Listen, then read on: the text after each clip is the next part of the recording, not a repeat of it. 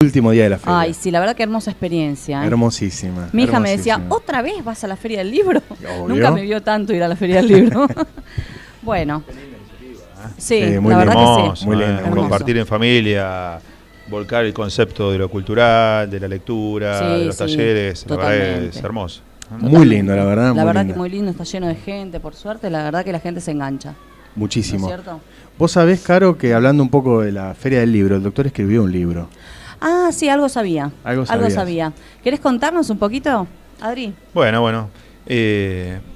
Sin duda fue como habíamos dicho, un embarazo de 16 meses. 16 meses fue, sí. Dios duro, mío. Duro, con mucho trabajo de parto, la verdad que fue Sí. durísimo llevarlo a la calle. Ahí me di cuenta de mucha gente con experiencia que me había dicho las dificultades que plantea realizar un libro, pero por suerte la obra ya está en la calle desde el año pasado. Buenísimo.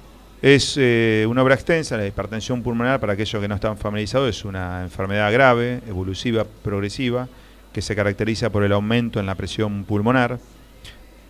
No tiene nada que ver con lo que es la hipertensión arterial, que es una consulta muy frecuente, porque la hipertensión arterial es el aumento de la presión dentro de las arterias que sale de la parte izquierda del corazón. Esto es el aumento de la presión dentro de la parte derecha del corazón. Así que uno no puede hacer el diagnóstico con el manguito de presión, como ocurre en el consultorio, sino que lo infiere o se orienta a través de un ecocardiograma Doppler y lo confirma a través de un diagnóstico que es un cateterismo cardíaco derecho. El diagnóstico de esta enfermedad es muy necesario que lo hagamos en forma precoz para realmente cambiarle la historia natural a los pacientes con un diagnóstico correcto, estudios complementarios adecuados para poner el nombre y apellido a la enfermedad y empezar con un tratamiento efectivo cumpliendo con los objetivos que requieren. Los objetivos son que el paciente se sienta mejor porque a estos pacientes le falta el aire, que no les duele el pecho, que no se desmayen, que no tengan insuficiencia cardíaca derecha, expresado con hinchazón en las piernas, edemas en los miembros inferiores, que son los principales motivos de consulta de los mismos. Adri, perdón que te interrumpa, vos que te gustan los números. ¿Cuál es aproximadamente la prevalencia de esta enfermedad? O sea, ¿cuántos casos se detectan? Y está dentro de lo que es el grupo de enfermedades raras, de muy baja incidencia y muy baja prevalencia. La verdad que la mayor información que tenemos son de registros americanos o europeos. Ahí la prevalencia oscila entre 10.9 casos por millón de habitantes versus 6 a 7 casos por millón de habitantes. Así que es una prevalencia relativamente baja comparado con el resto de las enfermedades. En Argentina ahora se está cerrando para publicación lo que es el primer registro con cateterismo cardíaco derecho hecho a nivel nacional, donde se han incorporado pocos más de 600 pacientes, que sin duda es un subregistro en lo que es la información que disponemos en la actualidad, porque estimando en Argentina sin duda hay más de 2.000, 2.500 pacientes hoy en día con tratamiento, pero debe haber muchísimos pacientes que no están diagnosticados en forma adecuada. Exacto, y como dijo Adrián, ¿no? Para un poco bajarlo al lenguaje popular, ¿no? Más que se entienda un poquito más, cateterismo derecho significa poner como una especie, como un cablecito, ¿sí? En lo que es la parte derecha del corazón. Claro. El corazón está dividido, o uno lo podría dividir en un corazón derecho y un corazón izquierdo, ¿no? También hay chicos escuchando, ¿no? Tal vez alumnos, chicos de la primaria. Bueno, el corazón tiene 4 cavidades, 2 son derechas y 2 son izquierdas. En este caso lo que uno tiene que hacer es medir la presión de la sangre que está del lado derecho del corazón. Cuando esta presión de sangre excede un número, que es 25 milímetros de mercurio de presión pulmonar media, cuando se excede ese número, no importa, se habla de hipertensión pulmonar.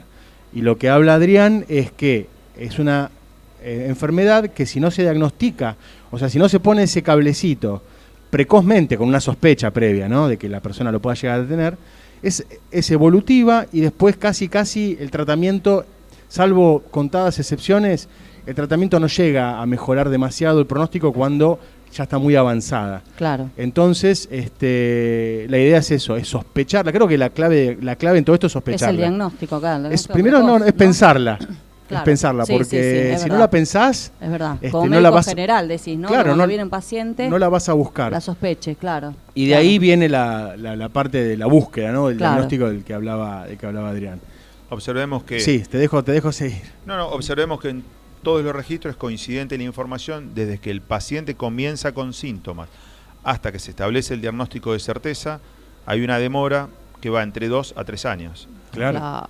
Entonces, muchísimo, y eso va en detrimento de la condición biológica cuando uno recibe el paciente para un tratamiento efectivo. Claro. Entonces, como decía Mario, la sospecha clínica de esta entidad es el punto clave de la misma.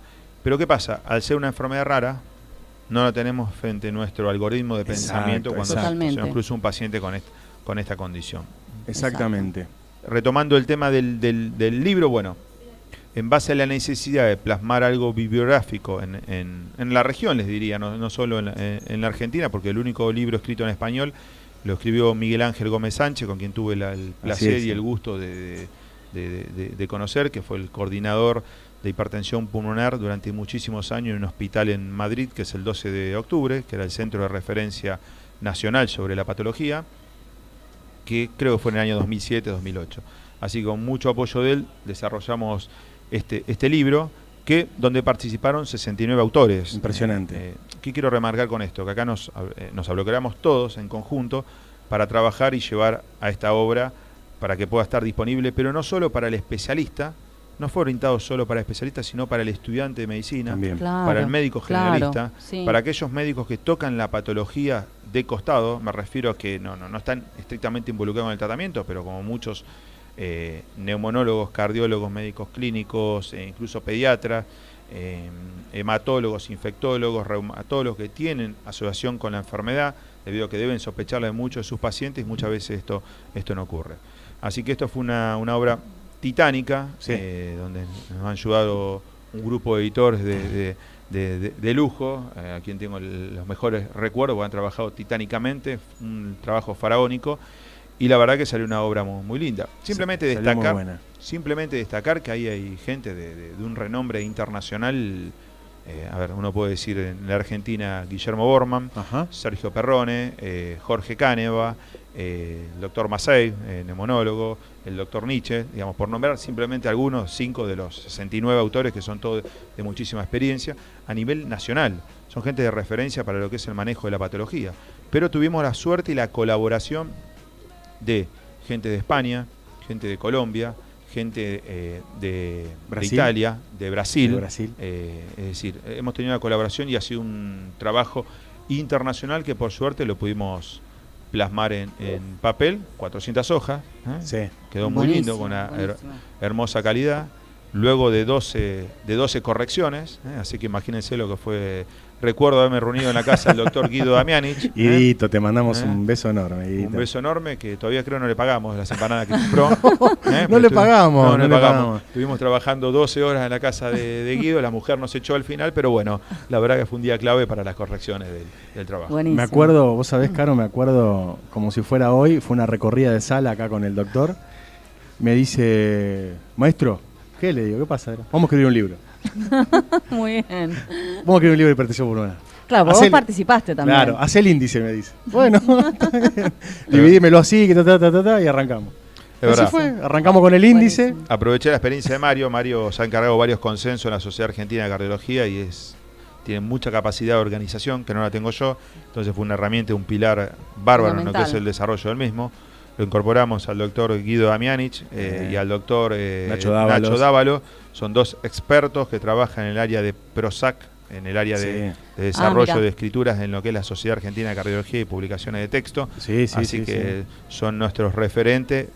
Una anécdota hermosa es que el doctor Guido Damianich nos envió un mensaje al grupo en WhatsApp que estaba buscando una referencia y mandó una consulta a la Real Academia Española de cómo se escribió un texto. ¿Te acordás? A las 3 de la mañana. Ay, no me digas. A mí obviamente no me despertó, pero quizás a los doctores sí.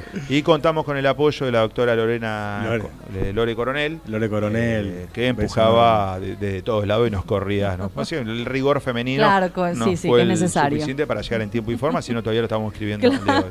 Encima Lore trabaja, o sea, está metida en lo que es hipertensión pulmonar, donde está ella en su hospital. O sea que tiene el diario de lo que es esta patología. Pero fue una experiencia hermosa. Te digo que había momentos que decías otra vez el libro, viste, domingo, mediodía, después del almuerzo, sábado. Pero bueno, la verdad que revisarlo. Pero está bueno. Porque después vos la información que te va llegando la tenés que homogeneizar. O sea, tiene que ser un texto que sea también agradable a la lectura y que que no sea muy dispar un capítulo del otro. Entonces, claro, sí, armonizar obvio. Todo el libro te digo, es un laburito. No, es un laburito. Es tremendo. Titánico, pero bueno, con ese objetivo, y la verdad que nos nucleamos de un grupo de editores que fue fantástico en cuanto a calidad humana, porque Lorena, obviamente trabajando a la distancia, claro, en Corrientes, nos empujaba y trabajó muchísimo, muy duramente, y ella conoce muy bien de la patología, también se formó afuera, y como decía Mario, pero esto lo corregimos, pero esto discutí con la editorial, pero ya lo hemos cambiado, no lo cambiamos, voy a escribir un libro sobre cómo hacer un libro. Eso ya buenísimo, lo propuse. Sería fantástico, porque después es con la editorial. Porque vos te parece que la editorial te va a ayudar en todo, y no es así. Claro. Te ayuda y no te ayuda, ¿viste? Porque vos mandás una cosa, te la devuelven, después te la vuelven a pedir, o te la devuelven como se la mandaste. Tenés que estar ahí, tenés que estar al pie del cañón. Y lo que hablábamos hace un rato, el tema del laburo científico acá en Argentina. Sí, obvio. Y esto es a pulmón, o sea, no es que yo tenía un ratito en el consultorio para dedicarle, nada. A eso, ¿viste? Sí. Era llegar a casa, 8 de la noche, 9, 10, después de cenar y ponerse a revisar el texto palabra por palabra, que no se repita nada, que esté todo prolijo. Las fotos. Sí. Es todo un tema. No, y capítulos donde uno no tiene mucho conocimiento. Hoy en día, como esta enfermedad, por suerte, los pacientes están sobreviviendo mucho más, y hay un cambio en lo que es el perfil epidemiológico, es decir, la edad de los pacientes se ha incrementado en lo cuanto es el diagnóstico de dicha entidad. Nos permite que hoy los pacientes tengan otras comorbilidades. Ejemplo, hoy un paciente con hipertensión pulmonar se opera de vesícula. Esto era impensado hace 15, 20 años atrás. Se opera de otra intervención o tiene otra enfermedad. Claro. Entonces escribimos capítulos orientados hacia anestesia, embarazo, que lo escribió el doctor Luis Lema, también un referente de la patología en Córdoba. Tuvimos el apoyo incondicional de la doctora Dora Hack. Bueno, con Dorita escribimos el capítulo de genética. Genética, y lo que es el grupo de pediatría, con Mariela Maurietán, y con todo lo que es el grupo del Garrahan, del Casacune, del Gutiérrez, que han participado activamente en lo que es el desarrollo del libro. Entonces, se juntó un grupo de profesionales, la verdad que con mucha vocación, mucho esfuerzo y todo, vuelvo al concepto inicial, a pulmón. Obvio. Bueno, hipertensión pulmonar tenía que ser a pulmón. Claro. Sí, esa yo te lo había dicho, en un momento que después no me captaste, te dije, bueno, está bien que salga a pulmón esto. Discutimos, es verdad. El título, la discusión del título. Eso te iba a decir, la discusión del título. Porque el experto Guido Damianich de la Real Academia Española me criticó durante mucho tiempo. El título del libro es Hipertensión pulmonar, una enfermedad olvidada. Justamente rejerarquizando la baja sospecha clínica que tenemos nosotros como profesionales de la salud, y el poco concepto que también tiene la comunidad sobre esto. Sí, en España hay muchísima información. Claro. Yo subía en los metros, en el subte, cuando estaba ya formándome, y subía, había carteles que indicaban, si a usted le falta el aire, tiene entre esta edad o tiene esto, sospechen hipertensión pulmonar. Claro, sí. Claro. Acá, en los últimos años el concepto de conciencia, prevención cardiovascular, sí ha cambiado. Total. Hasta hace unos años solo hablamos de cáncer y enfermedades oncológicas, ginecológica y no más. Que son la tercera causa, creo. Claro. Tal cual. Entonces, si bien esta es una enfermedad, tiene mucha connotación social. Hoy en día atendemos pacientes jóvenes que tienen esta enfermedad, que pueden ser la hija de cualquiera de nosotros, familiar de cualquiera de nosotros. Tenemos que conceptualizarlo desde la enfermedad. Hay una asociación de pacientes que trabaja muy bien en lo que es la ayuda y el apoyo en lo que es los pacientes a través de Nancy Campelo, donde los pacientes deberían informarse sobre en qué consiste la enfermedad, incluso para trabajar en el concepto de contención.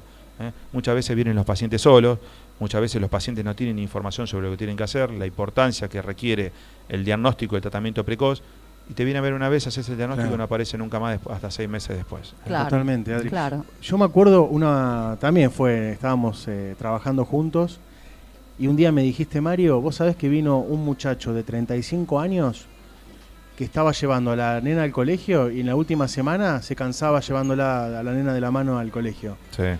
35 años, que ahí le hiciste el diagnóstico de hipertensión pulmonar, lo empezaste a tratar y mejoró muchísimo. Estaba en los primeros estadios, ¿no? Pero que me acuerdo de eso, esa frase que me dijiste a mí me sirve ahora también porque esas pequeñas cosas a uno también le sirven para sospecharla como médico. Claro. Doctor, me está faltando el aire, me agito.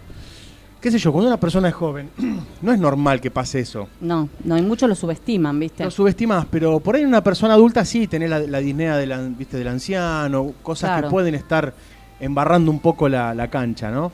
Pero una persona de 35 años, 40, que te diga que se está empezando a agitar, que antes no le pasaba, viste, hay que darle un valor, me parece, extra, ¿no?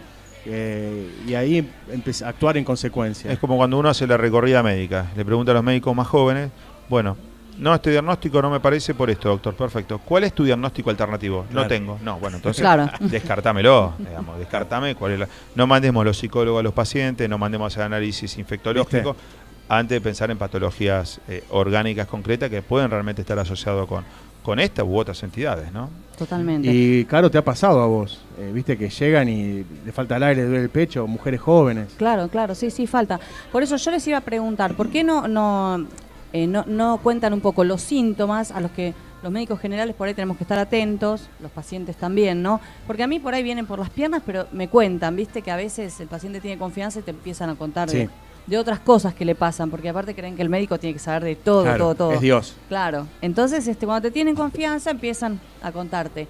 Entonces, para uno estar atento, a ver, ¿cuáles son los síntomas principales que tenemos que tener en cuenta en general los médicos como para sospechar esta entidad?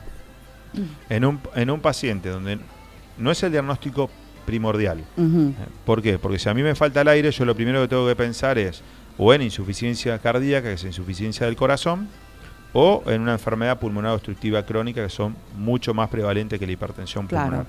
Ahora bien, no tengo ninguna de estas dos entidades, porque como decía Mario, muy bien un ejemplo, soy joven, no fumé, tengo 30 años, no tengo una anemia muy manifiesta, no tengo otra entidad asociada, yo tengo que pensar en esta patología. ¿En qué consisten las principales manifestaciones clínicas? En lo que es falta de aire, es el motivo de consulta más frecuente, que en general es de esfuerzo progresiva. El segundo aspecto es dolor de pecho, dolor precordial, lo que llamamos angina de pecho como definición técnica, que esto también se asocia con esfuerzo en general. Otra manifestación son los desmayos, la pérdida súbita de la conciencia con recuperación espontánea, que llamamos síncope. Estas otras formas de presentación. También hay un síntoma muy característico que se ve más en gente joven, que es el cansancio. Ahí está.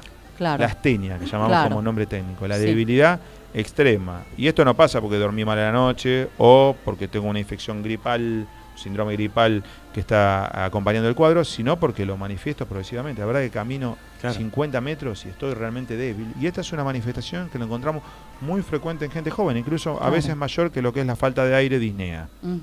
Entonces, esos son los síntomas más frecuentes. Cuando uno examina al paciente, el mismo paciente se examina y tiene edemas, hinchazón en las piernas en forma bilateral, eso está hablando o bien que tiene una falla cardíaca, o bien que tiene una falla renal, o bien que tiene alguna patología obstructiva a nivel venoso alto, pero no es una trombosis superficial. Entonces, esas son las manifestaciones que yo diría que son los más frecuentes motivos de consulta en los pacientes. Y puede tener uno o dos síntomas, no tiene por qué tener todos. Puede tener 1, 2, 3 o todos. Mientras cuando se expresa con edemas en miembros inferiores, con signos ya de insuficiencia cardíaca, con falta de aire a mínimo fuerza, estamos hablando de mayor progresión de la enfermedad. Perfecto. Entonces, ¿cuál es el punto? Que no hay alerta cuando uno debería tener más alerta, que el paciente le empezó a faltar el aire con esfuerzos máximos. Y uno lo subestima, ¿qué dice? No, aumenté de peso, estoy cansado por esto, estoy estresado. Habitualmente se subestiman las manifestaciones con el ejercicio. Sí, totalmente. Perfecto, eso quedó bien claro. Genial. Y entonces, en base a eso, ya lo mandamos a un cardiólogo para que le haga el examen físico como corresponde, ¿no es cierto? Y sería lo más indicado. Haga sí, porque uno no... Sería lo más indicado. Bueno, un poquito, yo creo que Adrián va a hablar del tema, pero después lo que te desempata un poco la situación es el Doppler cardíaco. Parece que es por eso. Después es la llave, ¿no? Lo que te define ir para un lado o seguir buscando por el otro. No sé qué opinas al respecto. Sí. No hace falta ser un cardiólogo. Si bien yo soy especialista, no hace falta ser un cardiólogo. Alguien con sospecha clínica, incluso un médico clínico que lo sospeche, puede ser la puerta de entrada hacia la enfermedad. Un neumonólogo también, un reumatólogo, cualquier especialista. Creo que con la sospecha clínica, la herramienta, más allá de un análisis de laboratorio básico, para ver que no haya anemia, que no haya insuficiencia renal, hacer un control del funcionamiento de la hormona tiroide, que también puede manifestarse síntomas como taquicardia, palpitaciones, incluso falta de aire. El ecocardiograma, como decía Mario, es la herramienta que discrimina realmente la enfermedad. Porque si uno analiza las cavidades derechas, recordemos que en las cavidades derechas está la aurícula derecha y el ventrículo derecho, en el medio de una válvula, se llama válvula tricúspide, siempre el flujo de sangre desde arriba hacia abajo en lo que es el corazón.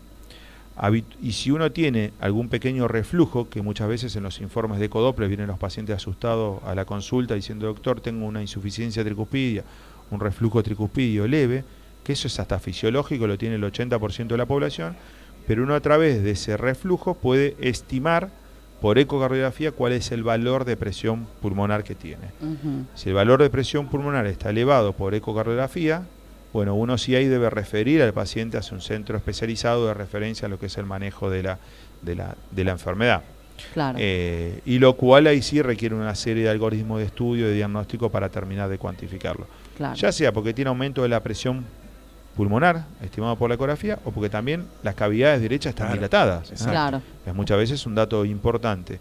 ¿Cuál es la limitación que tenemos? Y yo lo hablo desde el otro lado, recibiendo a los pacientes como especialista en la temática. Que muchas veces la ecocardiografía tampoco es adecuadamente realizada. Esto requiere inversión de tiempo, un trabajo técnico adecuado, porque cuantificar la presión pulmonar es todo un desafío y que tiene muchas variables de error. Yo he visto pacientes con 4 ecocardiogramas donde nadie ponía que tenía hipertensión pulmonar. Sí, claro. Yo creo que te quedas corto. Claro. Yo he visto muchos. No, 4 en un mismo paciente. Perdón. Chica de 33 años con esclerodermia y hipertensión pulmonar. Claro, impresionante. 4 ecocardiogramas que decían que no tenía nada.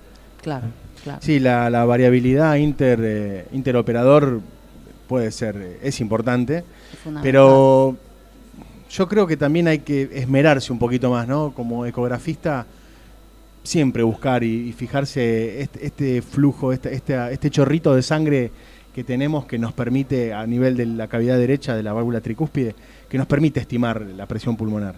Por más que no me venga derivado a mí porque a veces, claro, a mí me ha pasado, gente que viene a hacerse un ecocardiograma de rutina, y que le calculás y te da un valor ahí, viste, medio extraño, cercano a la hipertensión pulmonar sistólica, porque la máxima se puede calcular a través de ese método. La presión máxima del pulmón. Es como, viste, como la presión arterial, hay una máxima y una mínima, una sistólica y una diastólica. En el pulmón pasa lo mismo. Entonces uno a través de este chorrito de sangre puede, que se llama reflujo tricuspidio, puede mensurar o calcular aproximadamente la presión sistólica máxima del pulmón. Y me ha pasado gente que ha venido, pero nada, a hacerse un Doppler de rutina y con valores cercanos a la hipertensión pulmonar, y para mí es algo relevante, y yo a esa persona la recito y se lo busco. Claro. O sea, ahí empiezo a pensar en la patología, y por eso es un estadio inicial asintomático, ¿no? El semáforo verde, ¿te acordás de lo que es el estadio evolutivo de la enfermedad? Pero incluso uno, antes de llegar al eco, hay pacientes donde uno está obligado a pensar en la enfermedad, que son lo que llamamos población de riesgo. Bueno, eso me gustaría que hables. Claro. Sí. Pacientes con historia familiar de hipertensión pulmonar, que tiene una penetrancia de 3-4%. Claro. Pacientes con antecedentes de exposición a norexígeno. Esto en Europa se ve muchísimo. En España el registro de hipertensión pulmonar habla que hay una prevalencia casi entre un 15 y un 20% de exposición a norexígeno asociado a hipertensión pulmonar. Mirá vos. ¿Cómo era este anorexígeno que se usaba acá hasta hace muy poco? No, todo lo que son los similanfetaminas. Claro. Todo el grupo de similanfetaminas están asociados cocaína con el desarrollo de hipertensión pulmonar. Un grupo muy prevalente. Yo tengo la suerte de trabajar con 2 o 3 reumatólogos de mucha referencia en la Argentina y mucha derivación de lo que es esclerodermia.